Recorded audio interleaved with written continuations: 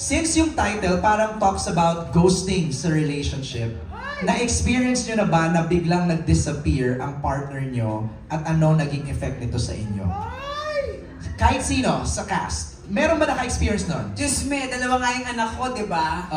Nag-ghosting ako. Ay. Disappear. Oh. I have 2 children. I have Ashana and Svetlana. That's it. I move on with my life and my children's beautiful. So minsan, pag feeling mo gino-ghosting ka, nasasaktan ka, okay lang yun. Kasi you deserve someone better. So nag-ghosting ako ng twice, iniwan ako, nag-disappear talaga as in. And then I found my last love. O, di better. Buti na lang, gino-ghosting nila ako. Kung hindi ko makikilala si Bebe Love ko. Kaya okay lang yung girl! Eto na ang siya lang kapalit! Hindi naman siya nag-ghost, nagpaalam naman sila. Sabi niya lang, Kim, alis na kami. Buti nga sa'yo, nagpaalam sa akin, DN. Ay, di ba? Nagpaalam naman siya. Pero ano sabi mo, Kim? Rejection is? Redirection. To? To. Anybody else from the cast naka-experience nun? Ghosting? Wala? Ang gagaling naman? Ang pa-perfect na mga relationship? Wala ka bang, ano? Naging host. Wala na? O, wala na, Chad. Direk, Chad! Nagpaalam din daw siya. Paalam din. Mas maganda kasi nagpapaalam. Ito lang go-ghosting to the set eh. Nawawala na lang bigla si Karina sa sa set. Bumabalik naman. Bumabalik na Siya lang, bumabalik na lang. nagpapaalam. Okay, next set of questions from Goldwyn Reviews for Kim and Pao. If there's something na kaya nyong mag-disappear ngayon or bukas, ano yung something na yon at bakit?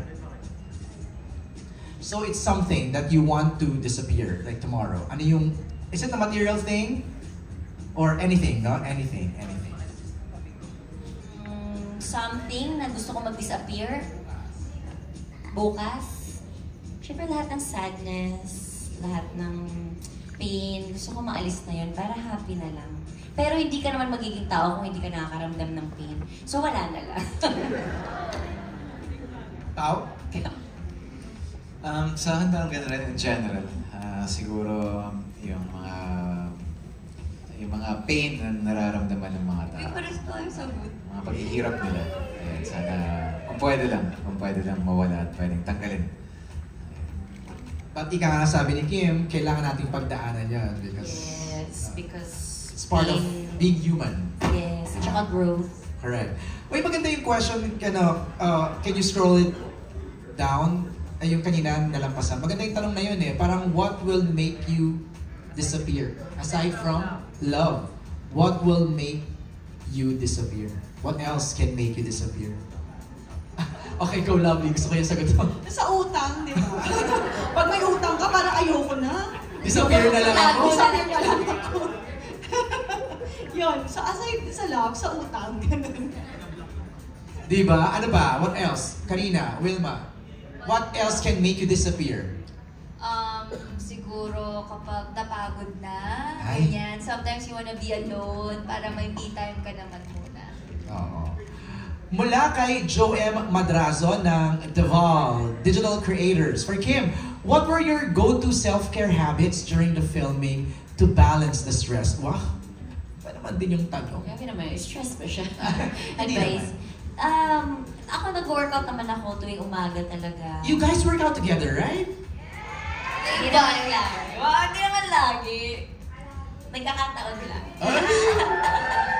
Pero tandem ng shoes, tandem ng... Saan tandem ng shows? Pareho ng bike. Hindi naman. Di ba? Hindi naman. Pero nag-workout ako para makakapag-distress. Tama. Tsaka, endorphins na rin yun. Correct. Parang isa ka sa brain di ba? Parang mas functioning. Pao, ikaw. How do you, balance stress or fight stress? It's the same thing. Parang workout rin. Parang the first thing I do in the morning is workout. Tsaka lagi kong sinestress na lately ko lang natutunan. Okay palang balansehin yung work tsaka yung pahinga. Ayan. Kailangan hinahanapan talaga ng tamang balance para makaiwas sa stress. Agree. What advice would you give, Pao, to people going through heartbreak? Siguro yung advice ko sa mga may pinagdadaanan ngayon is, it's not the end of the world. Parang minsan iniisip natin katapusan na ng lahat, pero habang pinagpapatuloy natin yung buhay natin, mas nagkakaroon tayo ng mas nakakahanap tayo ng mga mas mabubuting at mas magagandang mga bagay na dumarating sa buhay natin. So, it's not the end of the world, and there's always something to look forward to. Saka just go through it, no? Parang kung heartbreak, sige, salt and sadness, di ba? Tapos after nun, laban lang. Ika nga ni Wilma. Ito maganda, from John Buenon of kumagkao.com for Kim. Kim, you and Pao are very experienced now when it comes to love. What do you think is the reason why people should not give up on it and still have a relationship? Grabe naman yung sobrang experience na parang ilang naman jowa ko, dalawa lang sila. Uy, walang comparison. Pero, ano nga ba yung tanong? What do you think is the reason why people should not give up on love? That's right. Kasi, di ba, love naman ay isang bagay na nararamdaman natin na hindi siya nabibili, tsaka hindi siya nabibigay.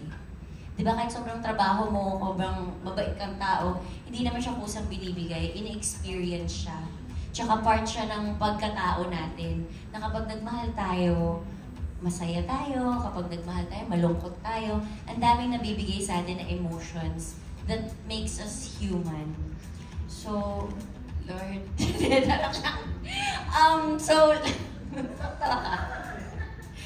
paano masagutin to? Hindi lang dapat sukuan yung love. Huwag mag-close ng any doors. Dahil kung hindi man siya dumating ngayon, malay nyo bukas or malay nyo katabi lang. Hindi natin alam eh. Ang daming sinasabi ng love sa atin na pinapa-experience sa atin and sinasabuhay din natin. No, like you. Nakita namin sa'yo. I mean, we all saw you go through heartbreak pero you didn't give up. Hindi naman dapat talaga sukuan ng love kasi kaya nga siya ginawa para experience, hindi para i-block. Okay. I have a question, Pao and Kim. Did you expect that you guys will be this close? Di ko nga alam, mga katrabaho ko to sa 18 years ko sa industry. Di ba parang kailan ba tayo pang 16th year na magiging artista? Kasi sabay tayo simula, di ba? Mas matanda ka lang sa akin. High school ako, pinapanood na ito sa... Uy, hindi oh. Napanood kita sa Starstruck. Sumasayaw ka pa So, din. pinapanood mo na ako ng mga panahon. Yeah! Actually, bumoto ako.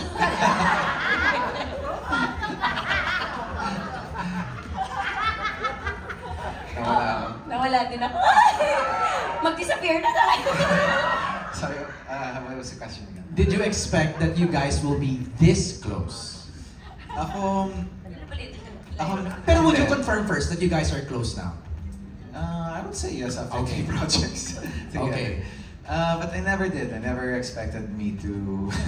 Actually, hindi ko nga alam na makakatrabaho ko si Kim. But you manifested it. I wanted to work with her.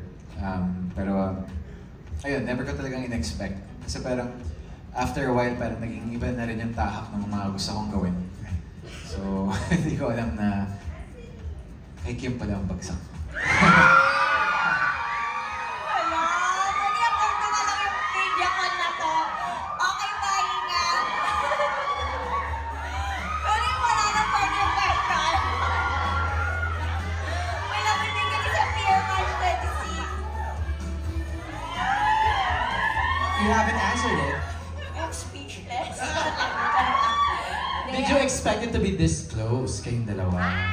Hindi talaga. Kasi hindi ko alam pa paano ko siya kakausapin eh. Saka alam mo, Kim, kaya ako ang tanong Parang yun. layo talaga eh. Nagba-backtrack sa mind ko yung dynamics nyo, body language nyo nung linlang. Grabe naman. Tapos, hindi, kasi nga nai-interview ko kayo eh. So nakikita ko yung parang dati, parang medyo ilang pa. Pero ngayon, hampasan, hawakan. Yes. Yes. Diba? Nag-workout together. Grabe naman. Adjust baon. Adjust acting. So, Paano ko sasagutin yun? hindi ko alam, pe. Di ba kasi Lusutan mo yan. Uy, grabe. Tatlong projects naman ang kasi pinagsamahan namin. Tapos na-experience na rin namin ng iba't ibang klase ng intensity ng pag-arte. Minsan, di ba, direct, minsan pag umaarte ka, minsan kailangan mo talagang kilalanin yung tao. Yung parang, tapos marami na rin naman kaming, you know, pinugis. Pero parang, nagiging close talaga kayo pag nagkakasama talaga kayo sa project. Sana nakakatuwa lang, Kim, nag-working manifestation ni Pao. Naka-work ka niya. Yee! Ano feeling? Ano feeling? Pero masaya. Hindi ko talaga maisip na makakasundo ko ang isang Paolo Avellino na hindi nagsasalita. Nakatayo lang siya, actually, na titignan ka lang niya. Galing. Thank you for answering that. Next question is from Robert Requentina ng Manila Bulletin. For Kim and Pao, how did you celebrate Valentine's Day at sino mga kasama mo to celebrate it? Nagpadala ng bulaklak, right? Ilan yon? 2 bouquet ba yon, Kim? Isa lang. Ay! Nakalasulat? Kimberly. Yeah, Kimberly. Ako po yun. Kasi parang Pao said na meron siyang commitment, no? Sinerenade ko yung people of Negros Province. That's right. Pero you made sure before you left that the flowers arrive early in the morning.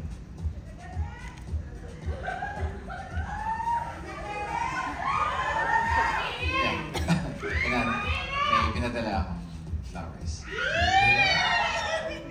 Yes, tapos syempre pagising mo, uy, Kim, may flowers ka daw. Oh, saan galing? Yes! Sa Kimberly. Hi, Kimberly. Kay Derek Loren, Kimberly Sue. Kimberly Sue. Pagbukas, yes! Alam mo ba, hindi ka nagsubo ko. Puso. Nilagyan ng score yung kwento niya. Sa paulit-ulit na pagkakataon. Ano nakasulat, if you don't mind? Happy Valentine's from Paolo. Yeah! Yan. Tinok ko yung sarili. Okay.